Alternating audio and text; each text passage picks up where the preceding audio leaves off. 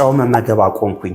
ምንድነው የምትሉኝ? እስቲ ምከሩኝ። እስቲ ጨው መመገብ አቆሚያለሁኝ ከዚህ በኋላ ግፊት እንዳይመጣብኝ፣ የልብ ህመም እንዳይመጣብኝ፣ ሌሎችም ነገሮች እንዳይመጡብኝ ጨውን አቆሚያለሁና እስቲ እናንተ ሐሳብ ኮሜንት ላይ አስቀምጡልኝ። ጨው ከነጭራሹ ማቆም ጉዳት አለው። ምን አይነት ጉዳት ነው ያለው? የነርቭ ስርዓታችሁ በስርዓቱ ስራውን እንዳይሰራ፣ ጡንቻዎቻችሁ ተግባራቸውን በስርዓቱ እንዳይከውኑ፣ የተለያዩ የሰውነት ክፍሎቻችሁ ጨው ያስፈልገዋል። የሰውነት ፈሳሻችሁን ባላንስ እንዲሆን ማለት ምንድነው? ከህዋሶቻችሁ ውስጥ ያለው የውሃ መጠንና ውጭ ያለው የውሃ መጠን እንዲመጣጠን ጨው ያስፈልጋል። ጨውን መቼ ነው የምታቆሙት? ሐኪም አቁሙ ሲሏችሁ፣ የጤና ባለሙያዎች ጨው መጠቀም የለባችሁም ካሏችሁ ነው እንጂ ጨው ማቆም ያለባችሁ ጤናማ ሆናችሁ ምንም ችግር ሳይኖርባችሁ ጨውን ማቆም መቻል የለባችሁ። ጨውን አብዝታችሁ ነው አለመጠቀም ያለባችሁ። ጨውን አብዝታችሁ ስትጠቀሙ የግፊት ተጋላጭነታችሁን ከፍ ታረጉታላችሁ፣ የልብ ህመም ተጋላጭነታችሁን ከፍ ታረጉታላችሁ፣ ለስትሮክ ተጋላጭነታችሁን ከፍ ታረጉታላችሁ። ስለዚህ ጨውን አብዝታችሁ ነው መመገብ የሌለባችሁ